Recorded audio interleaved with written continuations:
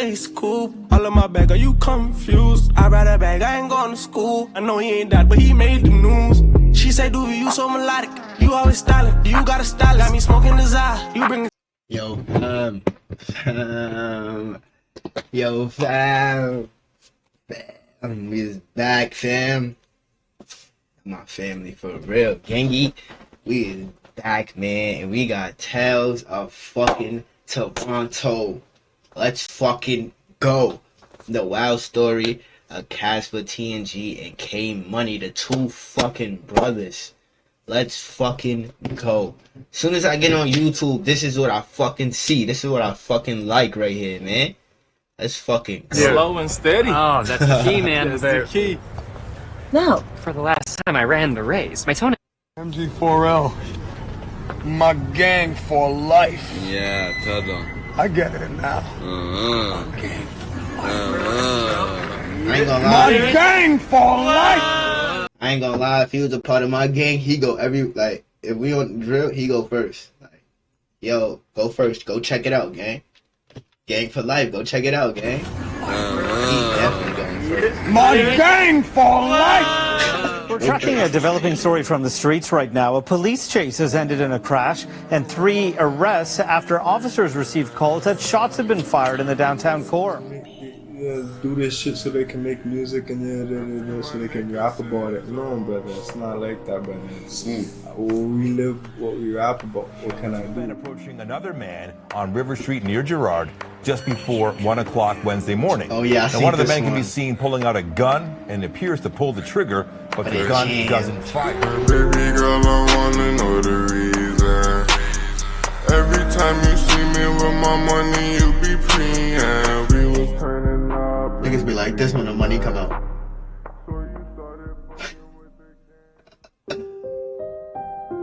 Sharif Muhammad, better known by his stage name Casper the Neighborhood Ghost, is a rapper and songwriter from Toronto. He gained recognition in the city's underground rap scene with his unique melodic style that blends elements of drill, trap, and street rap. His younger brother Kareem Ala Muhammad, otherwise known as K Money, is also a fellow rapper and certified hitmaker. He is best known for his record, Come Outside, which captivated the ears of rap fanatics from Toronto to Europe. Aside from being known for their musical talents, the scene labeled the brothers as crash outs after they engaged in a wild high-speed chase across Toronto's downtown core during the peak of their success. We'll get into that later, but I think it's safe to say the brothers probably have the wildest come up out of anyone from the six. Come on, y'all. Too bad to be true. This bus. Let's get it. The story of Casper and K Money's musical prowess begins with their father Jeremy Robinson, aka Lyric J. As a member of the Toronto-based teenage hip-hop group Too Bad to Be True, Lyric J experienced a decent level of success in the music industry at a very early age. His group released an album in 1993 titled One Track Mind, which won an award for Rap Recording of the Year at the 1994 Juno Awards. The group received significant airplay on the Canadian music network Much Music, but consistent with the commercial struggles faced by Canadian hip-hop at the time, they received almost no commercial radio airplay in Canada outside of the Toronto, Vancouver, and Montreal markets. Damn, and so, is hating. the group only lasted 5 years and disbanded by 1995. Fortunately for Lyric J, his musical capabilities would be passed on to his sons Casper, who was born the following year on March 4th, and K Money, who was born 3 years later on September 15th. The Muhammad brothers spent their formative years. I was trying to think of some shit, but I couldn't think of nothing. This nigga right here look bad as shit in the back with the red. He look like he a demon already. He look like, man, fuck this picture, man. Here, I'ma smile a little bit. I'ma smile. That. He look like he a badass baby right here. I ain't gonna lie to you, feel me? Born 3 years later on September 15th. The Muhammad brothers spent their formative years in North America's first and oldest community housing project, Regent Park, where they got accustomed to the fast-paced lifestyle of downtown Toronto fairly quickly. Casper spent much of his adolescence playing sports. He participated in track competitions, but his true passion was basketball. By the 10th grade, He was regarded as one of the best shooters in the Greater Toronto area. On basketball forums dating back more than a decade, his name was brought up along the likes of current NBA star Dylan Brooks and Canada's best 8th grade hooper back in 2011, Jamar Urgas. By 2012, however, CASPER's family life began to wither. First, his parents divorced, then his grandmother, whom he was close with, passed away. These significant life events marked a change in his attitude and behavior as he began to struggle emotionally. In order to cope, he started to abuse drugs. This caused him to develop negative peer associations and drop out of high school, which ultimately ended his hoop dreams. At this point, his only form of escape was through music, so in the summer of 2012, he created his first YouTube channel and began uploading covers of artists he admired as well as his own songs. Nigga, don't be scared, and the girls flock my class, cause my swag is up 3 years. Bitch, I'm 15, big dream. She say she wants some money for some clothes. Bitch, please, swag to the 15. You don't know what's in store, but you know what you're here for.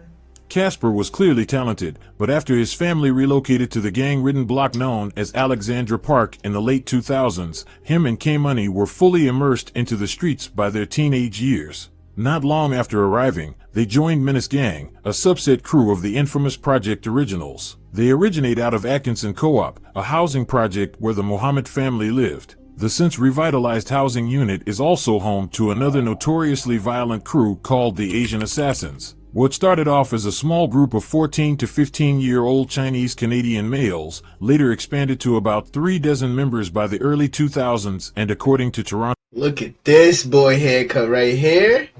He's a badass right here, you feel me? The mohawk with the side mohawk? What is that called, gang? What is that called? I'm not fucking with niggas who got haircuts like, yo, you got it, bro. You got it, son. Like... when you don't like your presentation in the morning and you look at yourself and you okay with that? Yeah, you got me, kid. You could join the gang, brother. Toronto police. They were deeply tied in with the Project Originals, and both... that nigga cut his hair like this with the, like, yo, I can't get over that shit, bro. This shit's uneven and all that. Hold up. And according to Toronto police, they were deeply tied in with the Project Originals, and both were involved in a long list of criminal activities. From home invasions and contract killings, to the importing and trafficking of firearms and illegal drugs, both the Asian Assassins and Project Originals were well versed in the city's criminal underworld. I see the police around. When I see the police around, I know there's going to be a raid. At Alexandra Park, neighbors have seen gangs come and go. The presence of the Asian Assassins, now known as the Project Originals, can be found in the housing complex near Dundas and Spadina. I've seen shootings. I've seen people being stabbed. I've seen a lot going on. There's been gangs in and out. There's been prostitution. We've had it all. The rapid growth of the Project Originals and Asian Assassins caught the eye of other downtown gangs, specifically the Chin Pack and Sick Thugs. Based out of Regent Park, the allied Chin Pack and Sick Thugs didn't appreciate the Alexandra Park crews conducting business in their territory, but the Asian Assassins and Project Originals weren't hearing them out. They kept conducting business as usual, which became the catalyst for the storied Regent Park and Alexandra Park rivalry. Not long after joining Menace Gang, a subset of Project Originals, CASPER racked up a lengthy criminal record. According to court documents, CASPER's first run-in with the law happened in 2013, when he was arrested for robbery after ripping a girl's phone out of her hands. With that being his first offense, he was spared jail time and even went on to release a music video right after. Although that track barely gained any traction. Come on, that should be like a fucking ticket, bruh. You took the phone out the girl's hand. Did he have a gun in his hand or something? Charged with robbery for taking a cell phone out the hand is tough. Nigga, give me a ticket. Phone out of her hands. With that being his first offense, he was spared jail time and even went on to release a music video right after. Although that track barely gained any traction, everything changed a year later when he dropped his first viral song, Dope Boy. The thing about life is you can't live it twice. So if you gon' have you a hoe for your wife, I'm telling you, nigga, you ain't living right. The hit record not only earned CASPER his first gold plaque, but it certified him as one of Toronto's rising rap stars. Shortly after Dope Boy was released, Casper went on to perform at his first show and sit down for his first interview with videographer Huss. So yo, who's Casper? Where do you get that name from? Casper, I'm just a ghost, man. Sometimes you see me, sometimes you don't. Casper now had the attention of the city's niche rap scene, but he didn't release any more projects until 2016 after being hit with a number of charges for a string of violent incidents. The first one happened on July 3, 2015, when he was involved in a swarming of a rival gang member. The unidentified individual was stabbed and suffered a cracked rib. Casper was charged with robbery, aggravated assault, and conspiracy to commit an indictable offense. Then in December that same year, Casper was wrongly imprisoned for 15 days. I'm sorry, my fault. One of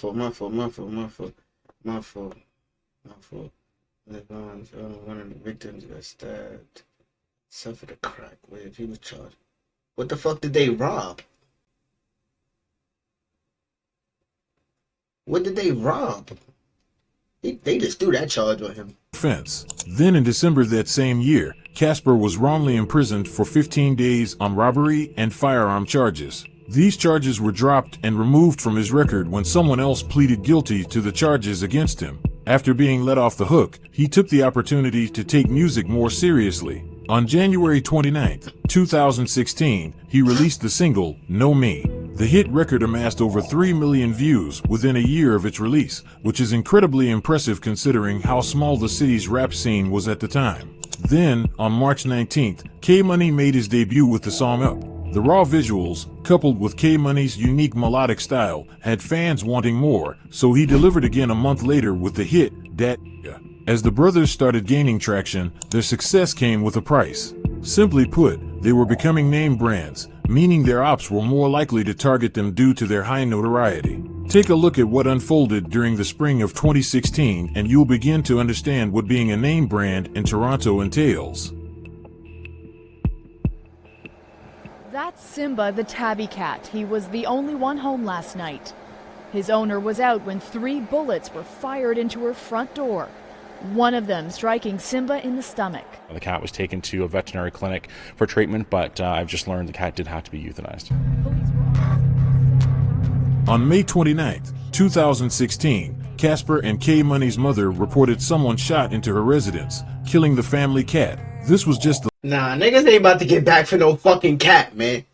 Niggas ain't about to get back for no fucking cat. I'm not about to hear no story about nigga get back for a cat. Money's mother reported someone shot into her residence, killing the family cat. This was just the latest of at least 5 shootings her home had to endure in recent years. She lived at the home with 5 of her children, not including Casper and K-Money. The brothers, who had lived there for years, moved in with their father after rocks were thrown at their home months prior to this recent shooting. A week and a half later on June 9th, Toronto police executed a search warrant at 150 Dan Leckie Way, believing Casper and K-Money were using the residence as a stash house. Inside the residence, officers found a firearm. Casper was subsequently charged and sentenced to 6 months of probation for failing to comply with the conditions of his release. K-Money was also arrested, but for a separate incident and ended up having to serve jail time. With his brother locked up, Casper decided to keep their momentum going on his own. Throughout the remainder of 2016, he stayed out of trouble and remained consistent with his music. He released a new song every month until December, and slowly but surely, that momentum Casper and K-Money once had grew into something they probably didn't expect. Nah, I don't want y'all niggas to be like I'm heartless. I know he had to get back for his family. They shot up his family crib though, you feel me? But the fact that like the cat though was just the main topic, that shit was just funny as hell, you feel me? Like the cat, like you lucky and he ain't hit no family members. You lucky he hit the cat. You feel me? Lucky he hit the cat is the fucking hero actually. That nigga took the bullet for the family. Feel me? The cat's crazy. I ain't gonna lie to you. That's the shit that got me though. But he got to get back for the family. Like, you ain't gonna let niggas just shoot up your mom. You feel me? Your crib like that. That's fucked up. Respect.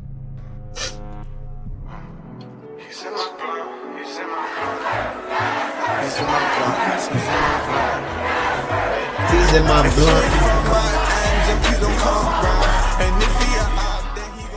With some going as far as dubbing it the year of Casper and K-Money, 2017 was a huge stepping stone for not just the brothers, but Toronto's music scene as a whole. Song after song, hit after hit, it appears the duo prioritized quality over quantity and the numbers reflected it. But this doesn't mean they didn't experience any obstacles during one of their most successful years. Despite starting the year off strong by dropping the Queen Street West anthem, CASPER was hit with legal trouble 2 months later. On April 22nd, a 911 call about a male with a gun was received. Although the description of this male included that he was white and was known as Jacob, which CASPER is neither of the two, a witness who was later interviewed linked CASPER running in the location of the shooting at the relevant time and while in the company of a man by the name of Jacob Gonzalez, who was known to police. There was no follow-up to that particular investigation, but a little over a week later on April 30th, CASPER was stopped by police, who believed he was breaching a house arrest condition. CASPER was released when police discovered the conditions were no longer valid. A few weeks after that, Toronto... Yeah, they just trying to put boy on some bullshit now. What the fuck? Police executed another search warrant at the 150 Danlecki Way residence, still believing CASPER and K-Money were using it as a stash house. Inside the residence, there was no sign of K-Money, but they did find CASPER, his pregnant girlfriend, 4 cell phones, 5 digital scales, a .45 caliber semi-automatic firearm, and a large quantity of illegal drugs. The .45 caliber was found loaded inside a bedroom on a mattress in plain sight. Inside a closet of the bedroom was 116 grams of a bagged-up substance, $860 in cash, 5 rounds of .40 caliber ammunition, and a 9mm round laying loose on the floor. When searching... If he had his license, he could have just went away for... Wait, hold on. We searched the kitchen. Officers found nearly $900 worth of cocaine. Never mind. Figured out what to say. 16 grams of a bagged-up substance, $860 in cash, 5 rounds of .40 caliber ammunition, and a 9mm round laying loose on the floor. When searching the kitchen, officers found nearly $900 worth of 6 grams of a white unknown powdery substance that was separated in 2 bags, and $1,000 worth of a morphine and fentanyl powder mixed substance. CASPER was arrested and hit with a laundry list of charges, but was granted bail shortly after. CASPER's legal troubles didn't end there. A month after his latest interaction with Toronto police, he was sued by Burberry. According to the rapper, Burberry representatives knocked on the front door of his mother's home and served her with papers, which were meant to be sent to him. The papers stated the luxury British clothing brand was ready to sue CASPER if he didn't take down the music video for his song, Burberry Closet. They thought the music video was used to mislead consumers into believing that he was sponsored by them. However, in reality, CASPER recorded the music video in good faith as he genuinely enjoyed their line of clothing. Actually, no, I was in jail at the time. I called my mom and she told me that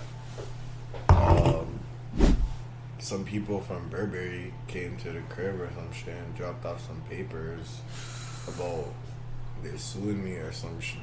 They're like, I have to remove the video or they're gonna bring me to court and this, that. Cease and desist, basically. Cease and desist, yeah. So I'm just like, what the fuck? Fortunately, Burberry didn't take legal action, but the fact that the European luxury brand reached out to a rising artist from Toronto proves CASPER's influence was reaching international territory. 2 months after the Burberry incident, K-Money was finally released from jail and went straight to dropping new music.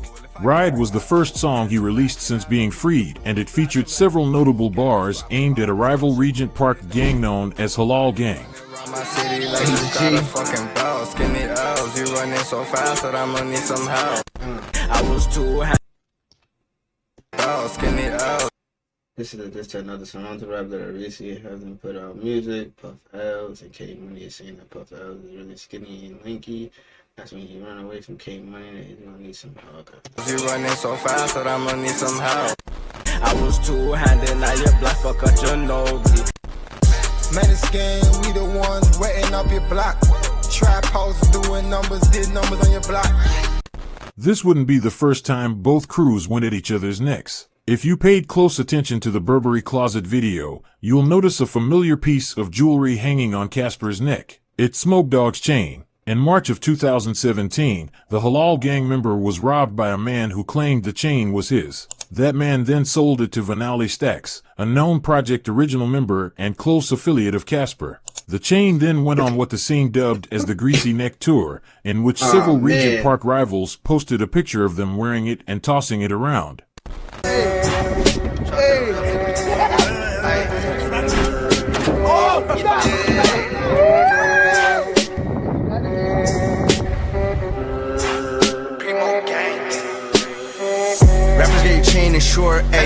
put your chain on the tour, ayy. I put your chain on an the tour. impressive 2.4 million views, but in typical older brother fashion, Casper had to one-up him. On September 1st, he dropped Freeze, which featured Top 5, who is currently awaiting trial facing a first-degree murder charge. Freeze became Casper's second certified gold record, but it definitely wasn't the last. The battle of who can drop the most hits in a single year didn't end there for the brothers, as K-Money went deep in his bag for this next banger. Released a week before his 18th birthday, K-Money dropped one of the most popular records in Toronto rap history.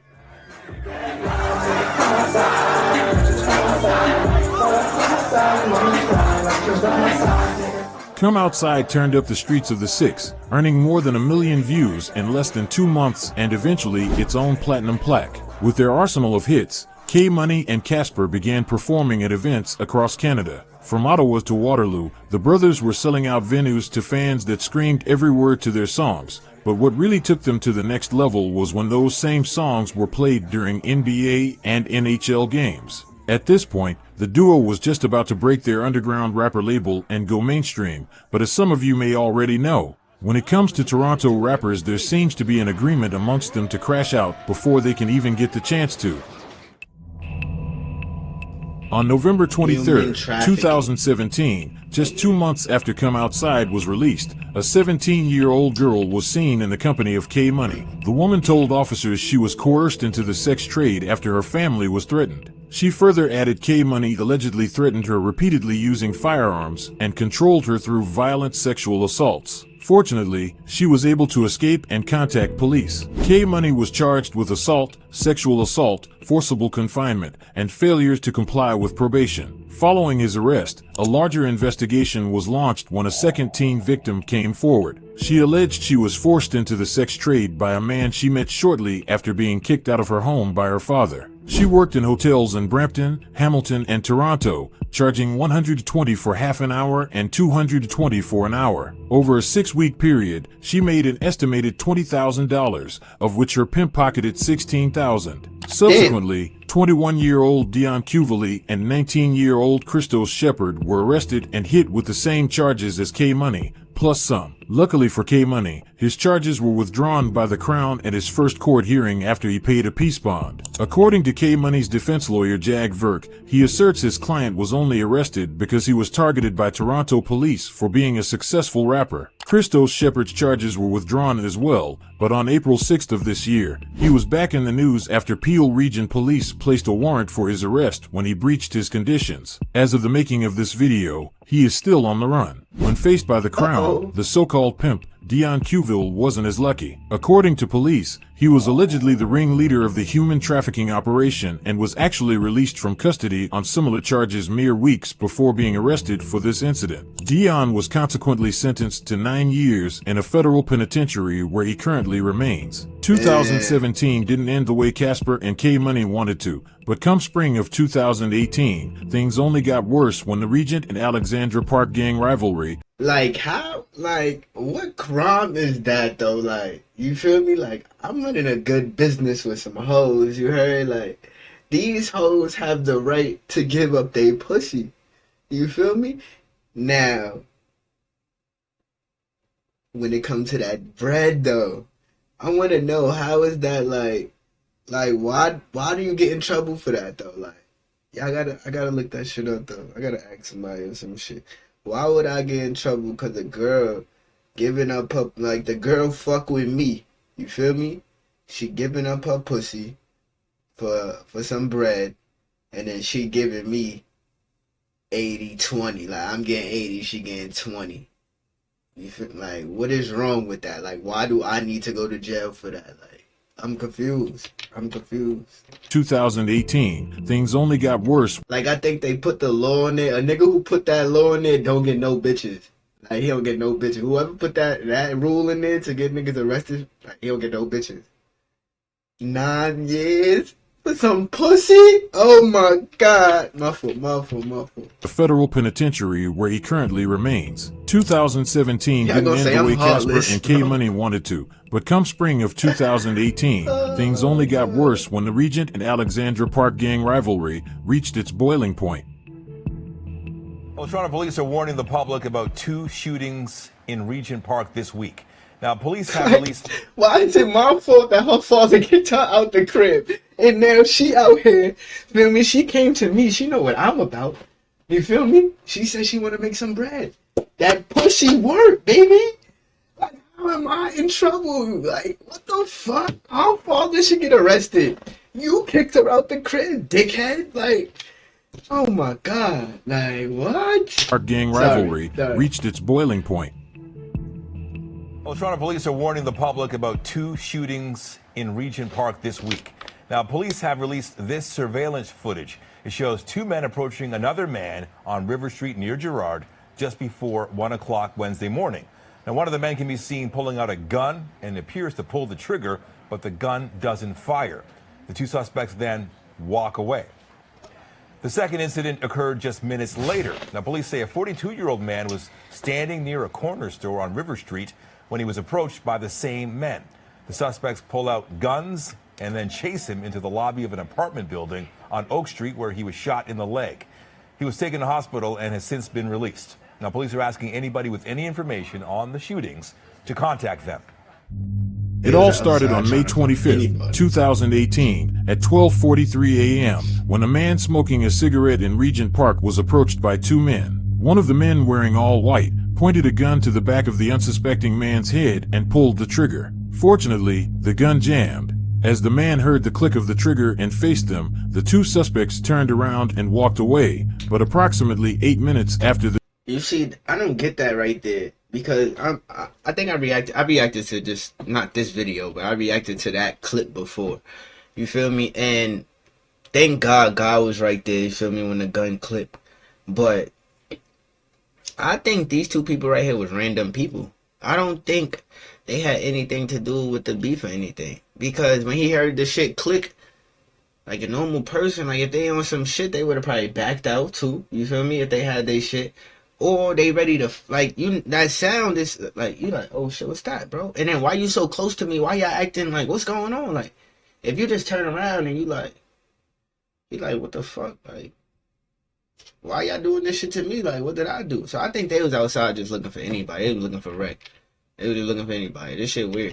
The 2 suspects turned around and walked away, but approximately 8 minutes after this incident, the gunmen are seen on camera walking past another man. The suspect in white turns toward the man standing near the entrance of a variety store near 175 River Street and pointed a gun at him. The man notices the gunman and runs into the lobby of an apartment building at 220 Oak Street, but not before being shot once. The 2 suspects are seen fleeing on foot immediately after the shooting. The victim was taken to hospital where he was treated and then released. It's rumored K Money and fellow Menace Gang affiliate and rapper J Money were arrested for the incident, but were later cleared due to insufficient evidence. Although the rappers were deemed innocent in the court of law, fans were still doubtful, especially when J Money released the song Get Shot. Coupled with lyrics that hinted at the River Street shooting, the song also features a snippet of a news report covering the incident.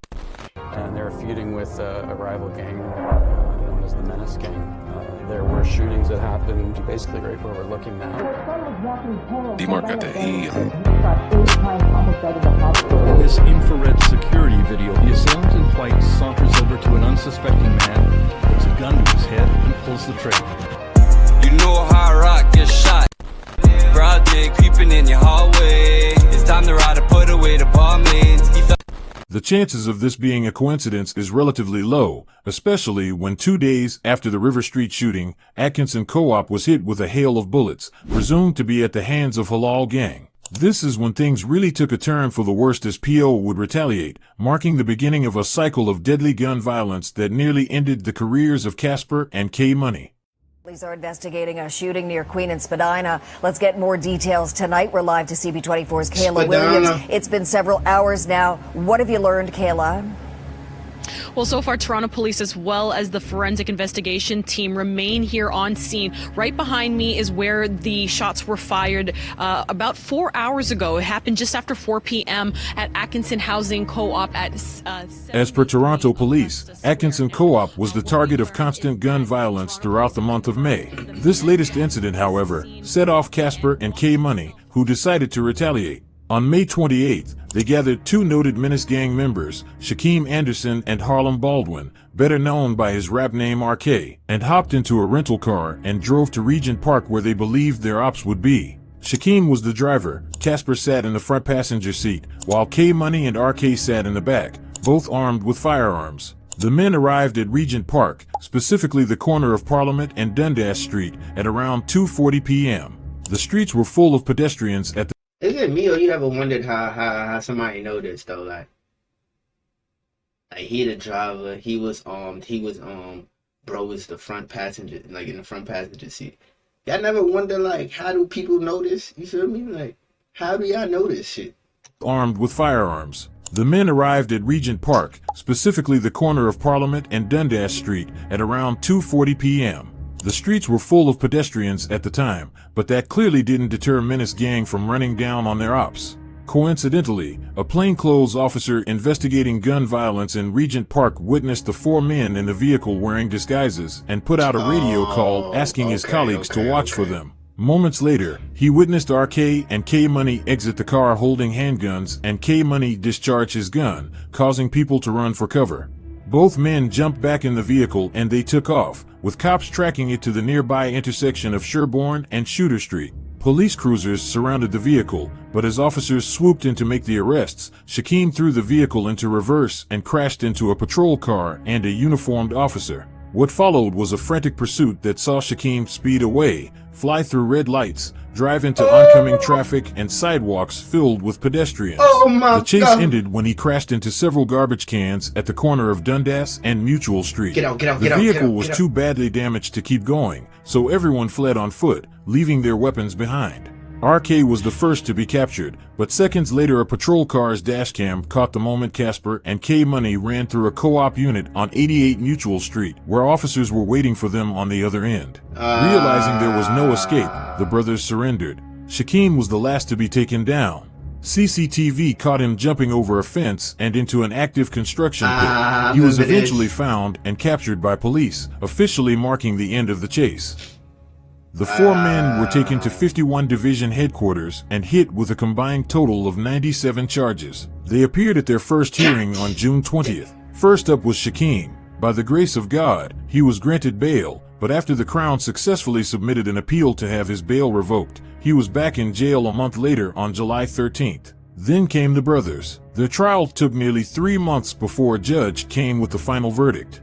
This was because the Crown presented nearly 40 pages worth of questionable evidence attempting to convince the judge Casper and K-Money were gang members and the shooting was gang-related. At one point, a veteran detective on the force tried to submit music lyrics as aggravating factors because when Casper was captured he asked his arresting officer to, quote, "Tell the Toronto Star that Toronto rappers Casper and K-Money were caught and that we never did it, but wanted the clout so we could drop a banger," which in fact was released the day after their arrest. The detective then proceeded to dissect the lyrics to the following song as well as K-Money's hit record, Come Outside. Things only got stranger when the detective presented the judge with an Urban Dictionary definition of Menace Gang, in which it describes Casper as, quote, "a sexy-ass man in Menace Gang." Trial then concluded with a summary of an interview Casper and K-Money conducted with media network We Love Hip Hop, in which they were quoted saying, "We rap what we live." In the end, none of the evidence brought by the detective were accepted and the defense successfully argued the shooting was an isolated incident and not gang-related.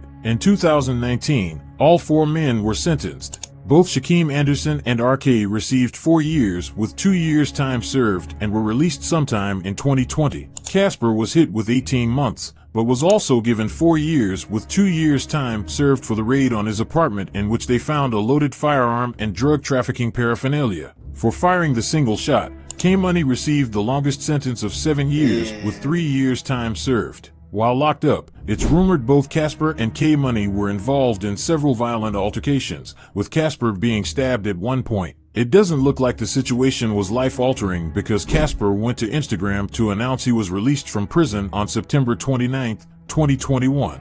Despite what he was convicted for, the scene welcomed him back with open arms, with Drake even reaching out to give him a few words of advice.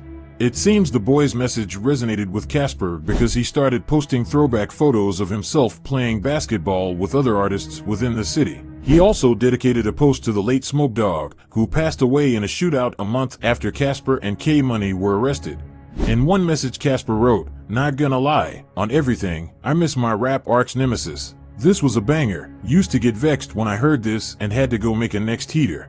CASPER was willing to make amends with his past demons and steer clear from trouble. But that all changed once 6buzz's co-founder Abraham was robbed of his chain and watches by Bleecker Street-based rapper Loco City and his crew while roaming the streets of downtown Toronto. A few days after the news broke of the robbery, CASPER posted a video of himself wearing the chain. Underneath it was captioned, "Story is a little mixy today, so some downtown demons ran up on 6buzz, beat him up and took his chain and watches. But you know me, downtown I have say, so I got him back his 6buzz chain, but now he's mad at me because I don't want to backdoor my dogs. Please all blog pages, don't be like this clown. If you're a blog page, be a blog page. Stop choosing sides in the city. 6buzz, stop linking me. I am not backdooring no one and you are not getting your watches back. Fix up and I dare you to go on sick with me. I don't care who you think is writing."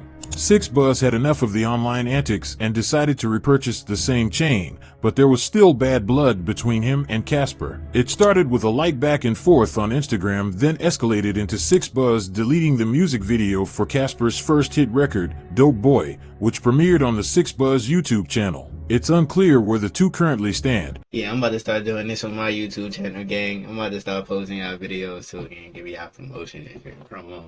Let me sharing y'all shit. I'm gonna definitely do that. Especially with K-Money shouting out 6buzz upon his release from prison this year. K-Money's return to the scene was highly anticipated, with many wondering if he was able to go back to his melodic ways, but fans were left highly disappointed with the release of his first song. Instead of the melodic vibe he was famed for, he switched it up with the overly saturated New York drill flow. Although he was heavily criticized, K-Money didn't let the noise get to him. He decided to go back to his old flow a week later, this time featuring his brother CASPER. This time around fans were pleased and the numbers reflected it. It's clear the scene was eagerly awaiting K-Money's return, so let's see if he can keep the hype going.